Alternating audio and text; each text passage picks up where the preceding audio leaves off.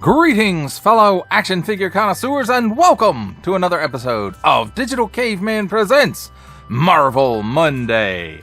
I, as always, am your host, the Digital Caveman, and today I will be presenting you with the Marvel Legends Series Bonebreaker Waves Build-A-Figure of Bonebreaker. Let's get into it!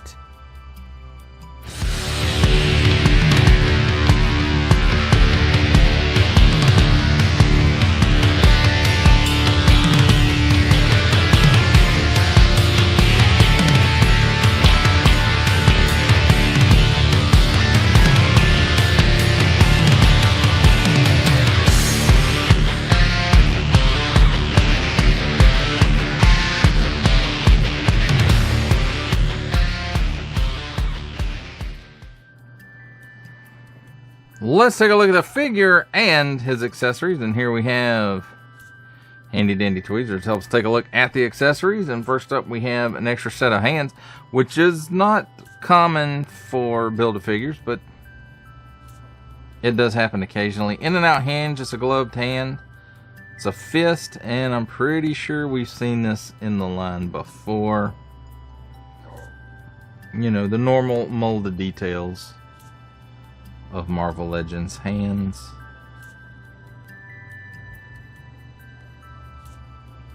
So, but it's cool that, you know, we get extra hands with a Build-A-Figure. So here is his primary weapon, I guess. It's handheld one at least.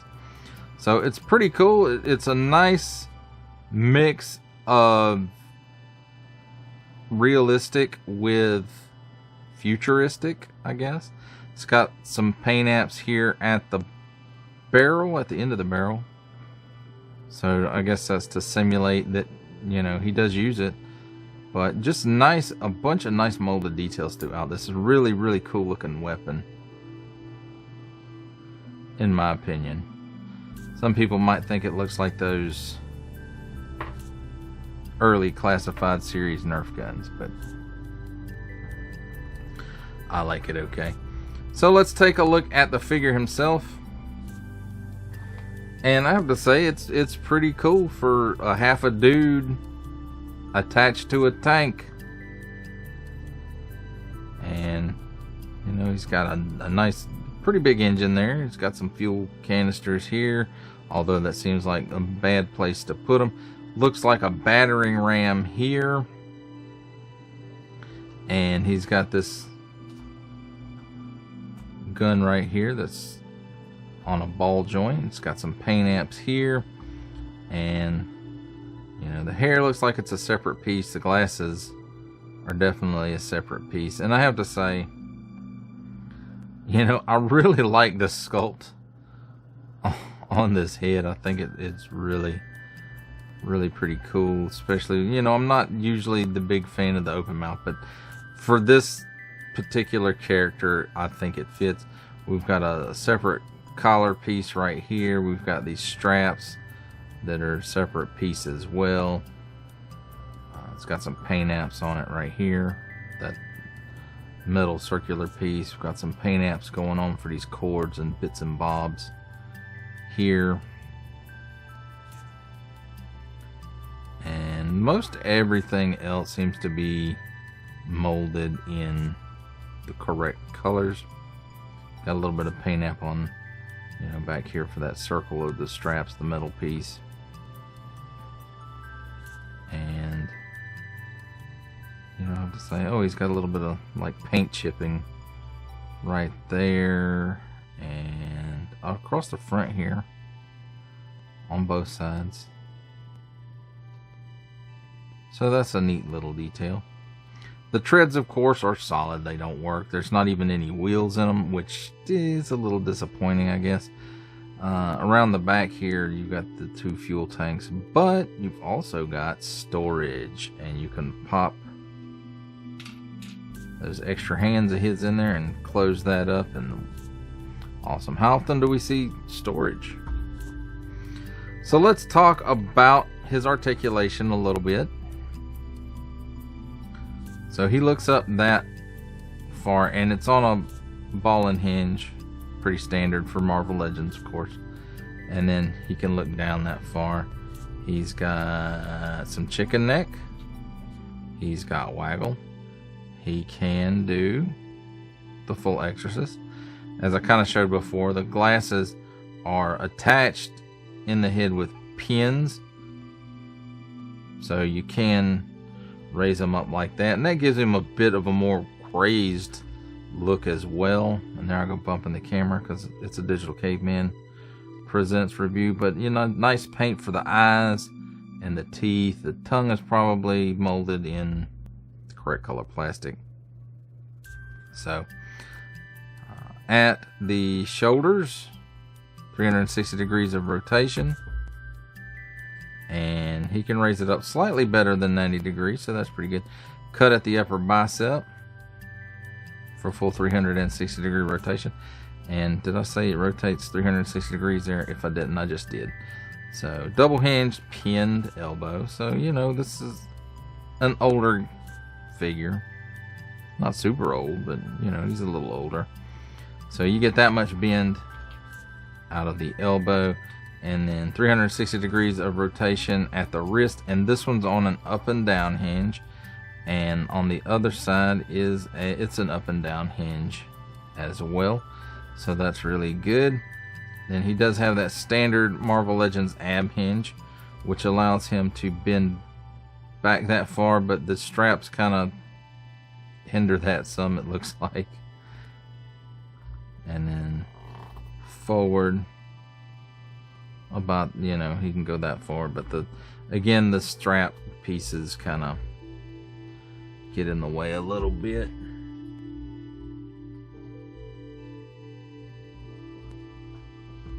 So I don't know where that's supposed to go.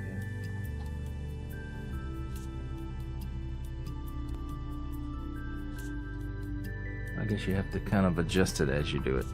And then, like where he connects up with the tank, there's a 360 degree rotation there at what I guess would be the waist. So there's that. And other than that, let's see, he's got 2 foot pegs there, I guess for other reavers to kind of ride with him, or maybe one to kind of straddle the engine there and stand behind him. But, you know, other than that, you can't really store his gun in the storage area. He just has to hold it, but he's a reaver, so he needs another gun over here. Well, there you have it, my friends. There's a look at the figure, the Build-A-Figure, and his accessories. It's time for my favorite part of a review, comparisons. And here we have the Marvel Legends Series Bonebreaker Build-A-Figure Waves, Bonebreaker Build-A-Figure, with the Marvel Legends Series Caliban Build-A-Figure Waves Skullbuster, and the Amazon exclusive X-Men Villains 5-pack Marvel Legends Series Pretty Boy.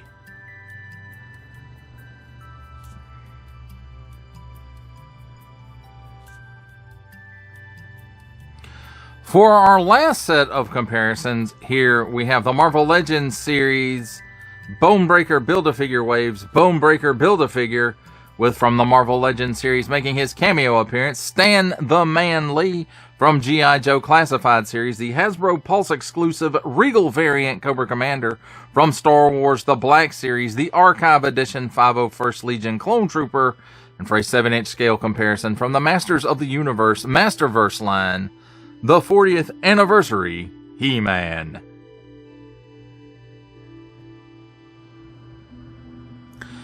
For final thoughts on the Marvel Legends series Bonebreaker Build-A-Figure Waves, Bonebreaker Build-A-Figure, I have to say, you know, there's things I like about this, and you know, some things I don't, I guess.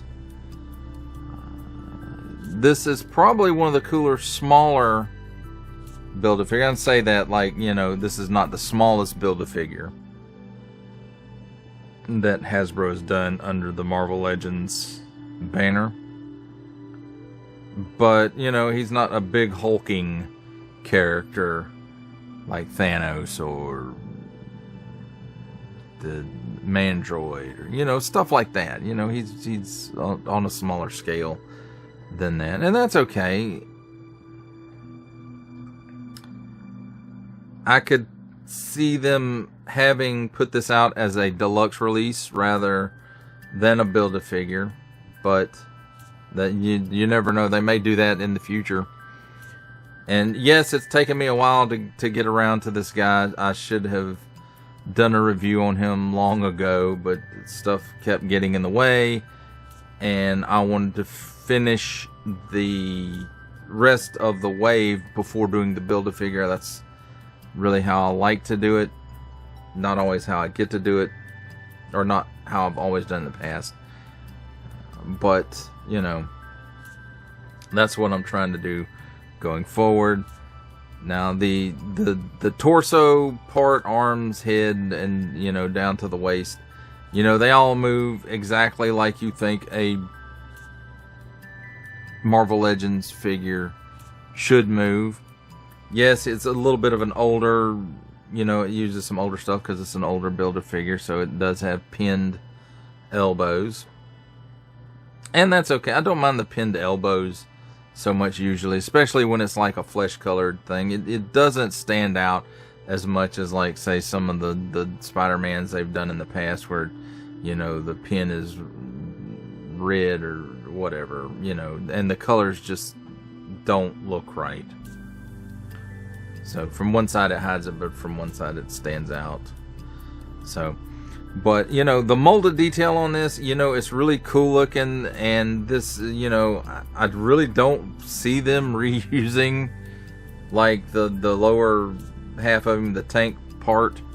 You know, there's parts of it that might get reused, but as far as on the whole, I really don't see where they can reuse this. But, you know, I'm not versed in every single character and piece of equipment in the Marvel universe. I do have a lot of knowledge of it, and I've probably forgotten a lot of what I knew.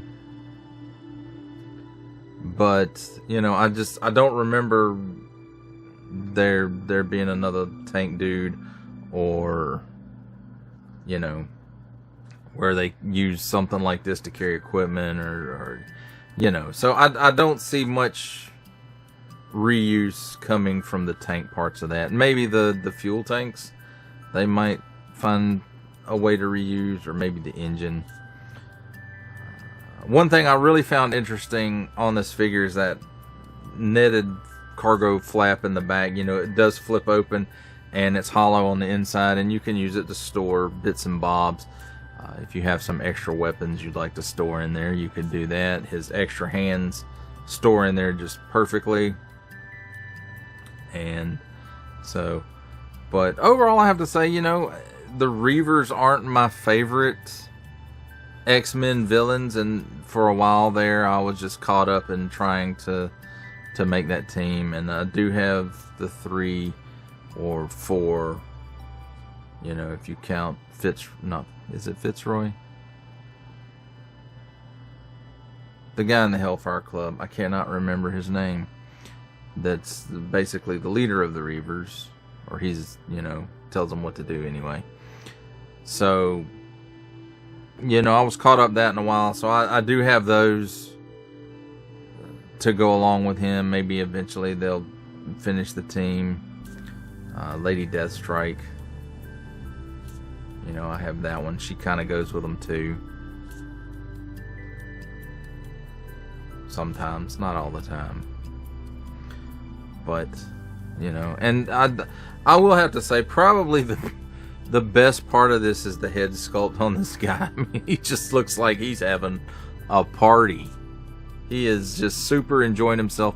Whatever it is he happens to be doing, you know, he's always going to look like he's having a good time doing it. And Yeah, I like that. You know, and I've seen this head sculpt used with some different things, like popped on some military figures and stuff like that. And the head sculpt on this, you know, he's having a good time. It might not be great things that he's doing, but he's having a good time doing it, and you know that makes me enjoy this figure a lot more, rather than, you know, him having a yelling face or a frowny face, or even just a neutral face. This just happy face. Just it makes this entire figure.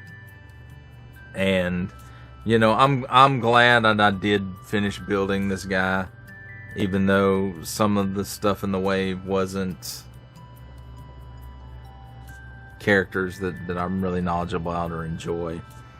And you know, there's going to be a lot less of that in the future. You know, I'm not looking to always complete a Build-A-Figure wave. Even, you know, for the last couple of years, it's been that way. I hadn't necessarily bought every figure in a wave just to complete the Build-A-Figure.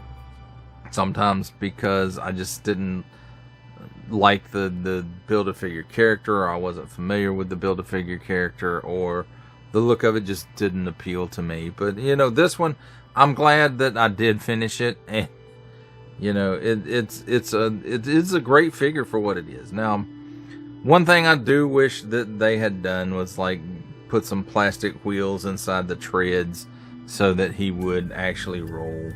But you know, I also understand why they didn't do that. You know, more for pictures and stuff like that. But I don't know. It's a fun figure. Well, that does it for the review. I hope you enjoyed it. I enjoyed making it. Only support from viewers like you make this programming possible. Each view does count, and I do appreciate each and every single view I receive. Thank you, and thank you so very, very much for supporting this channel through viewing. If you are interested in supporting my channel further, I'm now offering memberships at various tiers. Click the join button on my YouTube page, or check this video's description for the link and see if any membership offers are right for you, but only if you are in a position to do so. Comment below, like, share, subscribe if you would like to see more content or just help the channel grow, or both. That's even better. And don't forget to ding that bell so that in the future you will be notified as my new content becomes available. That's a wrap, folks. I'll see you next time.